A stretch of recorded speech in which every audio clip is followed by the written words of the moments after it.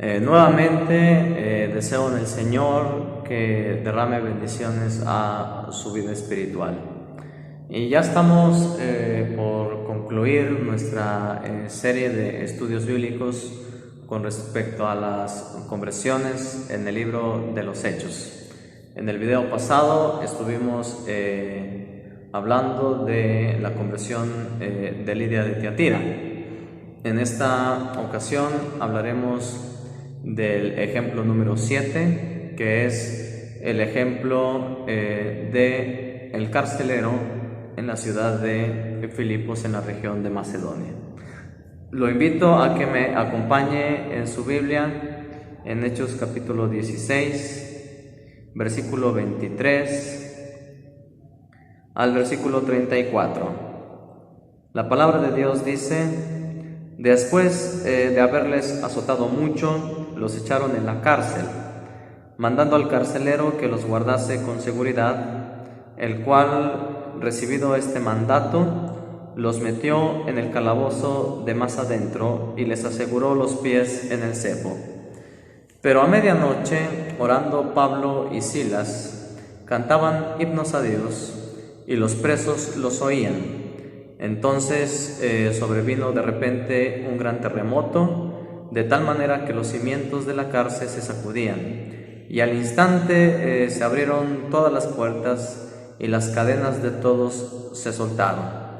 Despertando el carcelero, y viendo abiertas las puertas de la cárcel, sacó la espada y se iba a matar, pensando que los presos habían huido.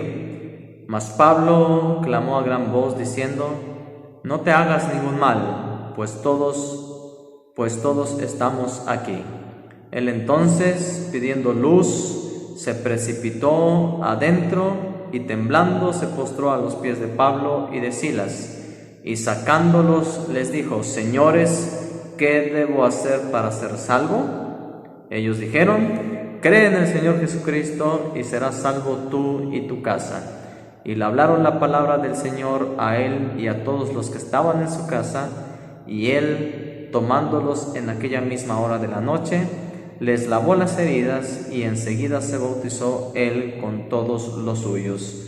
Y llevándolos a su casa, les puso la mesa, y se regocijó con toda su casa de haber creído a Dios.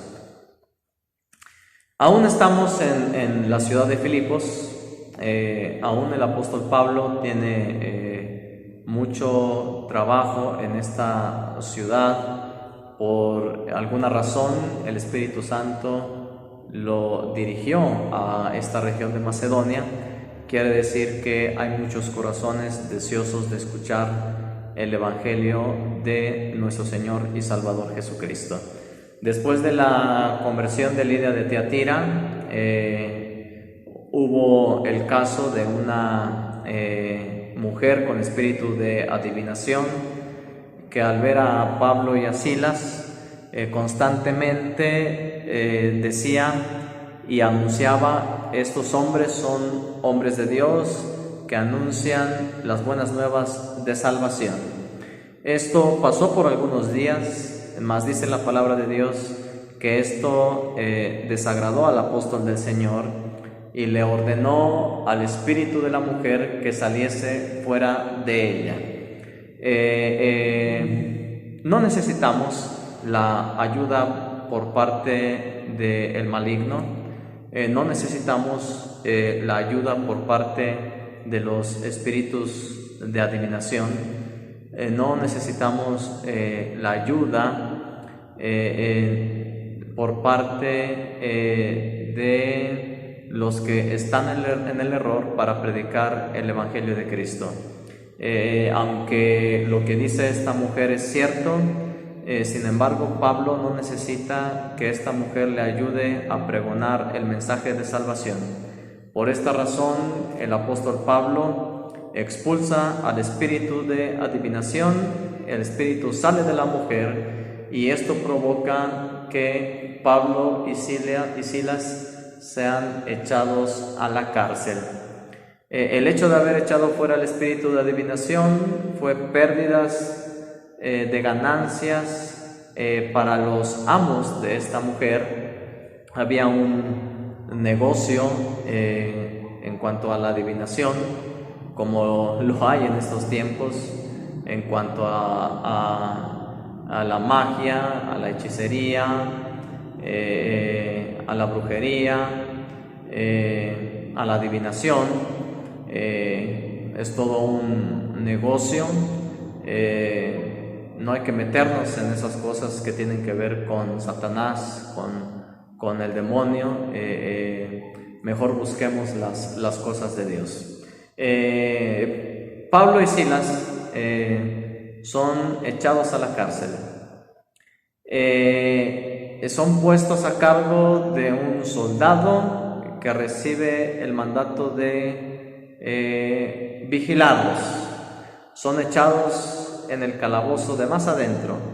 Sus pies son asegurados en el cepo, pero dice la palabra de Dios que a medianoche el apóstol Pablo y Silas empiezan a orar y empiezan a cantar alabanzas a Dios. Esto para el mundo es una paradoja. No es común en el mundo que una persona que está pasando por tribulación y angustia esté en un estado de gozo, de alegría y de felicidad. En el mundo, cuando una persona está pasando por problemas, por enfermedad, por tribulación, por angustia, el sentir de la persona es un sentir de tristeza, es un sentir de aflicción. Decimos andan cabizbajos, con la cabeza agachada. No así para el Hijo de Dios. El Hijo de Dios, aún en la tribulación, tiene el gozo de Cristo. El Hijo de Dios, a pesar de la adversidad, a pesar de la enfermedad, a pesar de la angustia, tiene el gozo en Cristo, en Cristo Jesús. Es lo que nos enseña Pablo y Silas. La palabra de Dios dice, Santiago capítulo 1, versículo 2, hermanos míos, tened por sumo gozo cuando os halléis en diversas pruebas. Primera carta de Pedro, capítulo 4, versículo 14, dice, si sois atribulados por el nombre de Cristo, si sois vituperados por el nombre de Cristo, sois bienaventurados.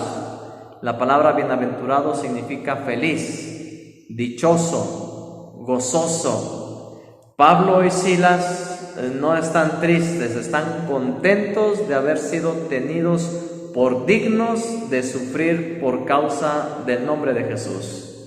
Es una enseñanza para nosotros de que a pesar de la tribulación, a pesar de la angustia, a pesar de la persecución, a pesar de la enfermedad o de la prueba, en nuestro corazón debemos de sentir gozo, debemos de sentir alegría, debemos de sentir seguridad, confianza, paz, porque estamos en Cristo Jesús. Jesús da gozo en el tiempo de la prueba. Jesús da alegría en el tiempo de la tribulación.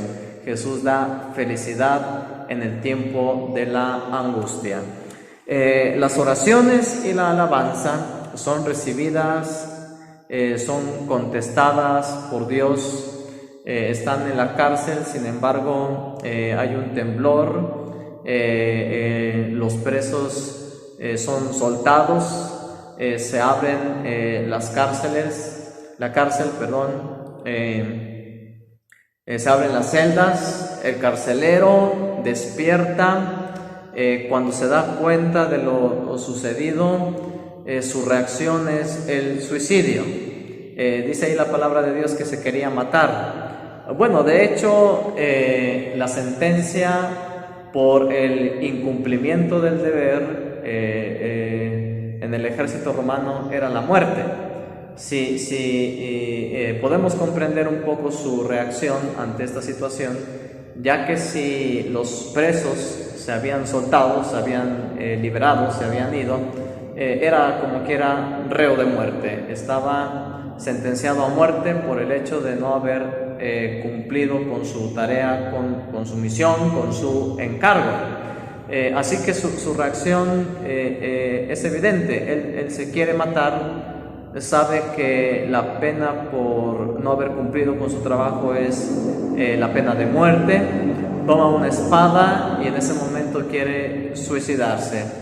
Pero la voz del apóstol Pablo: no te hagas ningún daño, estamos todos aquí aún.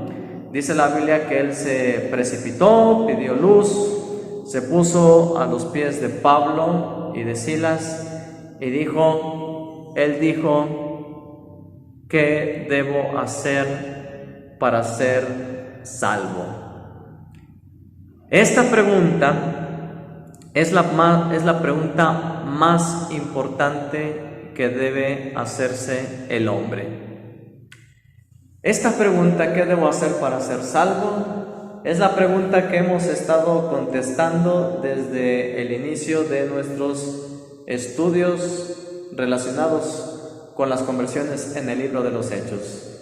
Estamos contestando a esta interrogante: ¿qué debe de hacer usted para encontrar la salvación? No hay pregunta más importante que esta.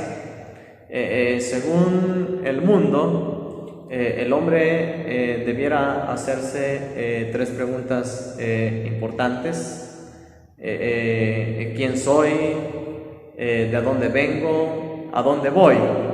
Según el mundo, según la sabiduría de este mundo, son las tres preguntas importantes en la vida de una persona. Pero no son esas las preguntas más importantes. La pregunta más importante que usted debiera hacerse en este momento es: ¿qué debe hacer usted para ser salvo?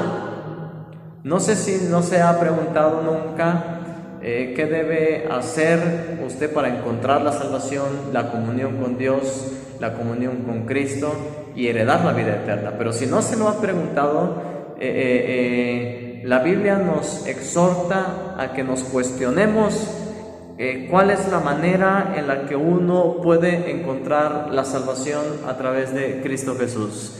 Y en base a la palabra de Dios encontramos la respuesta a esa interrogante: ¿qué debe de hacer usted para ser salvo? El apóstol Pablo, en respuesta a esa pregunta, Hechos capítulo 16, versículo 31, le dijo: cree en el Señor Jesucristo y serás salvo tú y tu casa. Cree en el Señor Jesucristo y serás salvo. Él preguntó: ¿qué debo hacer para ser salvo? La contestación a esa pregunta es: cree en el Señor Jesucristo y serás salvo. La fe es demandada por Dios. Juan capítulo 3, versículo 16, un versículo muy conocido de la palabra de Dios, dice que de tal manera amó Dios al mundo que ha dado a su Hijo unigénito para que todo aquel que en Él crea no se pierda, mas tenga vida eterna. Romanos capítulo 1 y versículo 16, hablando del Evangelio, Pablo dijo: porque no me avergüenzo del Evangelio, porque es poder de Dios para salvación a todo aquel que cree, al judío primeramente y también al griego. En cada uno de estos pasajes de la palabra de Dios se nos demanda la fe en Cristo Jesús. Marcos capítulo 16, versículo 15-16, Jesús les habló diciendo: id y predicad el Evangelio a toda criatura. El que creyere y fuere bautizado será salvo, el que no crea será condenado. Una persona que no cree en el nombre de Jesucristo tiene que saber que va a ser condenada por Dios. La primera condición establecida por Dios para alcanzar la salvación es tener fe en Cristo.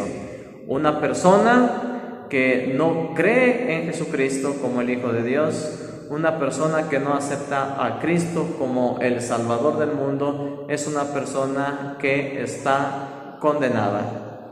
El que no cree, dice la Biblia, ya de por sí es condenado por Dios. Es por eso que la primera condición establecida por Dios para la salvación del hombre es la fe. en cada uno de estos versículos que acabamos de citar, la demanda, el requisito es tener fe en Cristo. La fe es esencial, la fe es importante, creer en Cristo es necesario. Hebreos capítulo 11, versículo 6, el escritor a los Hebreos nos dice que sin fe es imposible agradar a Dios. Es necesario que el que se acerca a Dios crea que le hay y que también es galardonador de los que le buscan.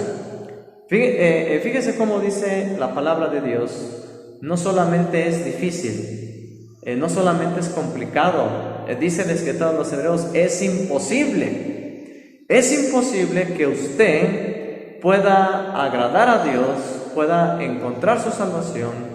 Es imposible que usted pueda encontrar a Dios sin fe. Sin fe usted no puede agradar a Dios. La fe es necesaria, la fe es importante, la fe es el principio a la salvación y a la conversión. Sin embargo, esta fe de la que habla la palabra de Dios, esto de que cree en el Señor Jesucristo y será salvo, esta creencia en Cristo Jesús no es una creencia superficial, no es una fe superficial. En el mundo hay una fe superficial en Cristo y en Dios. Yo creo que si le preguntamos a la mayoría de las personas en el mundo si creen en Dios, yo creo que será un porcentaje minúsculo de personas que digan que no creen en Dios. La mayoría de las personas sí creen en Dios, pero esa creencia es una creencia superficial. No es una fe profunda, no es un convencimiento, no es una certeza, no es una fe genuina, es solamente una creencia superficial de que Dios existe, de que Cristo existió.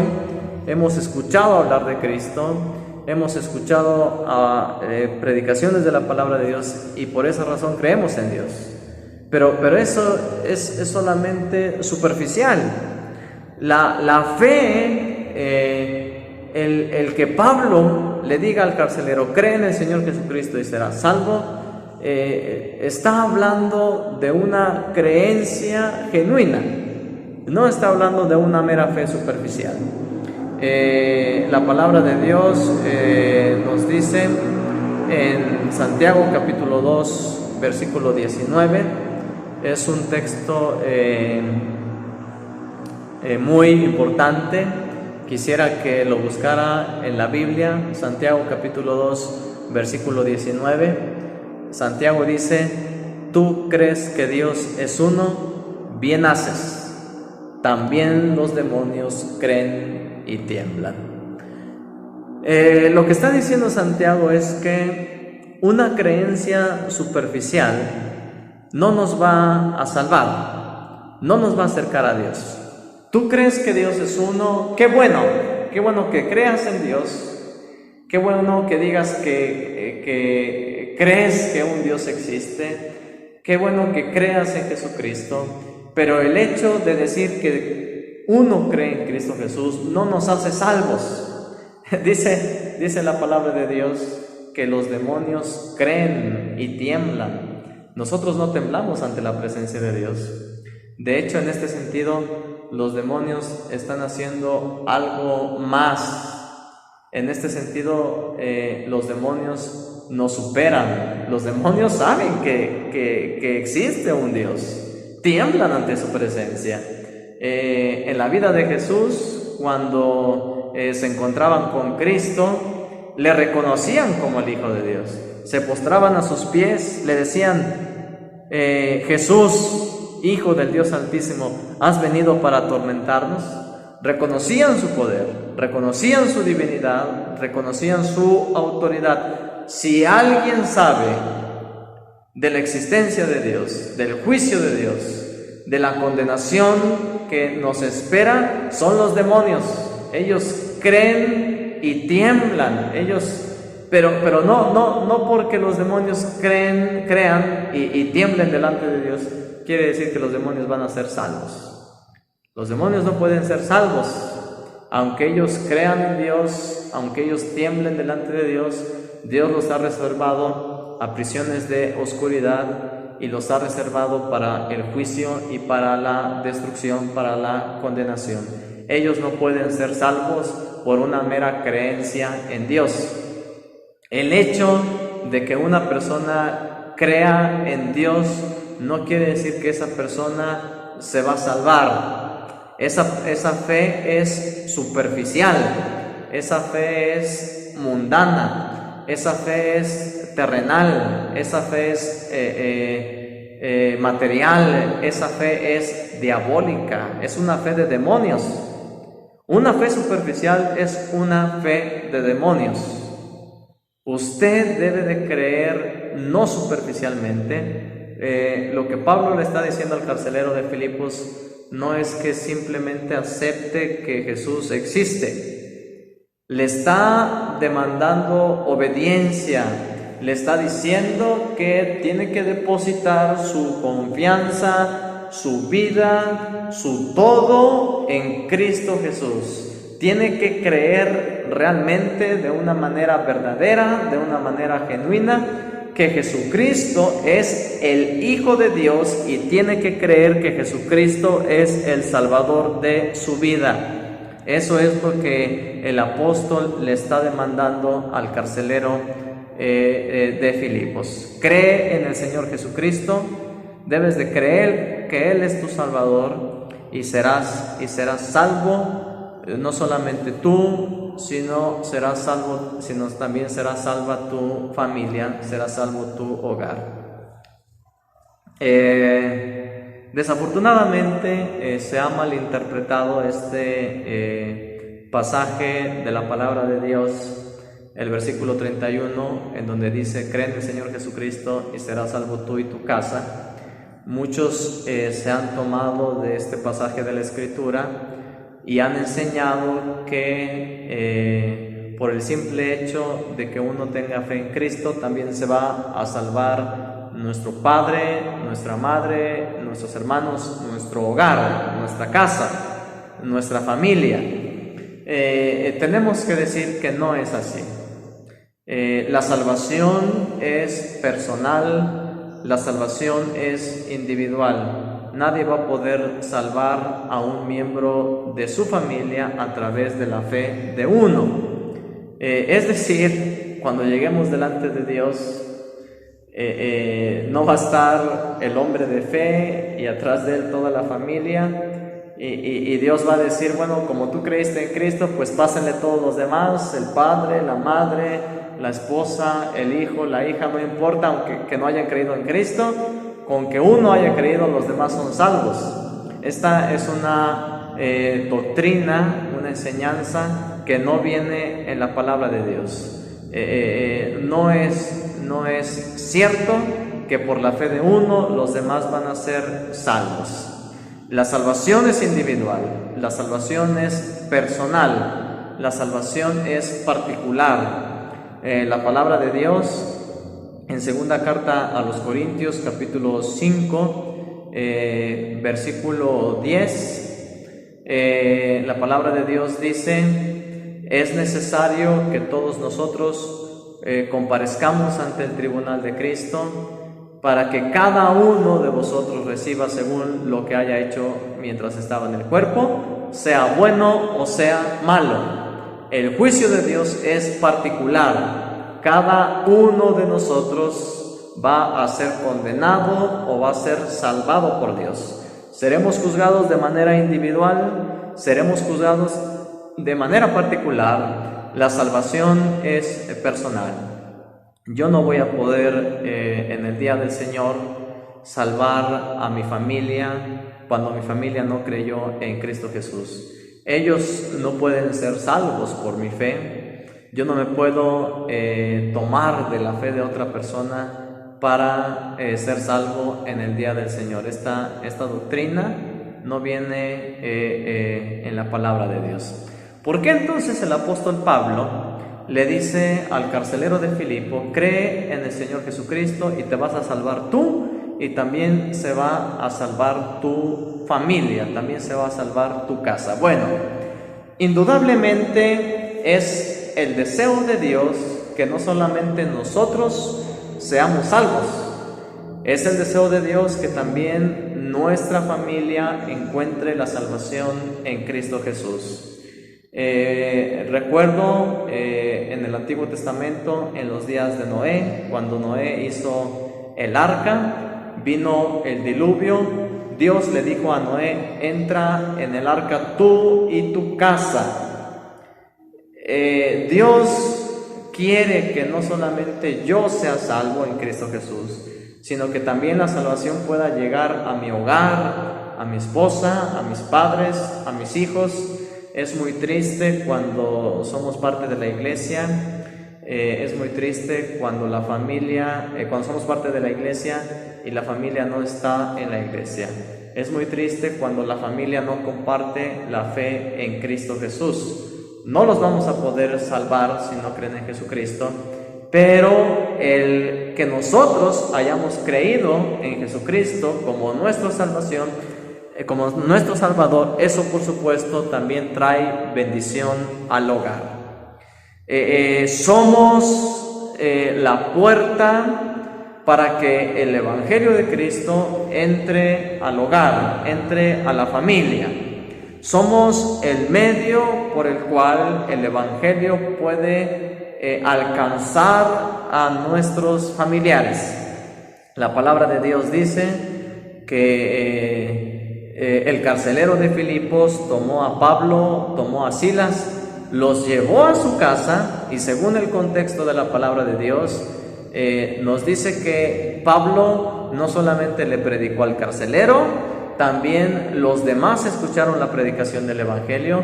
No solamente se bautizó el carcelero, sino que también se bautizó toda su familia. Fue salvo él y fue salva toda su casa. Por la fe del carcelero vinieron también a escuchar la palabra de Dios su familia. No es que la familia se salve por la fe de uno, sino que la fe de uno es el medio por el cual la familia se puede acercar a Cristo Jesús. Primera de Pedro, capítulo 3. Primera de Pedro, capítulo 3, versículo 1 y 2. La palabra de Dios dice: asimismo vosotras, mujeres, estad sujetas a vuestros maridos, para que también los que no crean a la palabra sean ganados sin palabra por la conducta de sus esposas, considerando vuestra conducta casta y respetuosa. Sean ganados sin palabra por la conducta de sus esposas. La fe trae bendición en la vida de uno, en lo particular, en lo individual. Pero la bendición de Dios no solamente viene a la vida de uno, sino que también viene a la vida del hogar. Basta con un miembro de la familia que cree en Cristo para que sea el medio por el cual Dios pueda llamar por medio del Evangelio a los demás miembros de la familia. Lo mismo pasó con Lidia de Tiatira. Ella estaba escuchando la palabra de Dios. Ella fue la que abrió su corazón al Señor para que estuviese atenta a lo que Pablo decía. Ella fue la que se bautizó, y a través de ella el Evangelio vino a su hogar, pues también los suyos se bautizaron, también los suyos conocieron al Señor, también los suyos vinieron a la obediencia del Evangelio. Desafortunadamente, el mal ejemplo, el mal caminar, las malas acciones son las que impiden que la familia se acerque a Cristo Jesús. La familia, el hogar, espera ver en uno un ejemplo verdadero de cristianismo. De por sí es difícil que la familia a veces nos pueda escuchar, el compartirles el Evangelio de Jesús de por sí es difícil. Más difícil será si les damos motivos y razones por las que no se deban acercar a la iglesia. Muchas veces nosotros somos los culpables de que la familia no esté en la iglesia, de que no esté en el camino de Dios, porque nosotros somos los que no le damos importancia al camino de Cristo, no le damos importancia a la palabra de Dios, no le damos importancia a la iglesia, no le damos importancia al estudio, no le damos importancia a la oración, no le damos importancia a la santidad. Y cuando ellos ven en nosotros que a nosotros no nos interesan las cosas espirituales de Dios, pues no debemos de esperar que a ellos también les interesen las cosas de Dios. Pero cuando una persona cree en Cristo Jesús, tiene una fe firme, tiene una fe verdadera, tiene una fe genuina, se ha convertido de todo corazón, esa persona no solamente trae bendición a su vida en lo particular, sino que también es el medio para que los demás puedan venir a la obediencia, a la verdad, a la salvación. Es por eso que el apóstol Pablo le dice al carcelero de Filipos: si tú crees en el Señor Jesucristo, no solamente tú vas a encontrar la salvación, no solamente tú vas a encontrar la respuesta, sino que también tu hogar, tu familia van a encontrar de igual manera salvación en Cristo Jesús. No es que la familia del carcelero haya sido salva por la fe de él. La palabra de Dios dice que todos escucharon la palabra de Dios, todos creyeron en el Evangelio de Cristo, todos se bautizaron y todos encontraron la salvación. Cuando los llevó a su casa, la Biblia dice que les lavó las heridas, muestra de que estaba arrepentido, muestra de que tenía esa necesidad espiritual de Dios. Les puso la mesa, se regocijó con toda su casa de haber creído en Cristo Jesús. Les puso la mesa, eso significa que su fe era una fe en acción. Y por supuesto, al igual que muchos otros casos de conversión, este hombre experimenta el gozo de la salvación. Quisiéramos concluir con este estudio del carcelero de Filipos diciendo lo siguiente: Lidia de Tiatira y el carcelero de Filipos encontraron dos cosas. Encontraron su salvación a través de su fe y encontraron el medio para que esa salvación entrara a su casa y a los suyos. Estas dos cosas son una gran bendición. ¿Qué bendición ha de haber sido para Noé? El haber entrado al arca juntamente con su familia. La Biblia dice que en los días del diluvio solamente se salvaron 8 personas, pero no fueron cualquier persona. Fue Noé, fue su esposa, fueron sus 3 hijos, fueron las esposas de sus hijos. Qué hermoso es que la salvación en Cristo Jesús pueda alcanzar a la familia. Es triste cuando la familia no comparte la fe en Cristo. Sin embargo, debemos de luchar, debemos de hacer nuestro mejor esfuerzo, un esfuerzo honesto, para que la familia pueda escuchar también el mensaje de la palabra de Dios. Yo le invito a usted a creer en Cristo por el motivo de que usted puede ser el medio para que su familia también se pueda acercar al Señor Jesucristo. Puede ser usted la ventana abierta para que entre el Evangelio a la familia y al hogar. Dios le bendiga grandemente.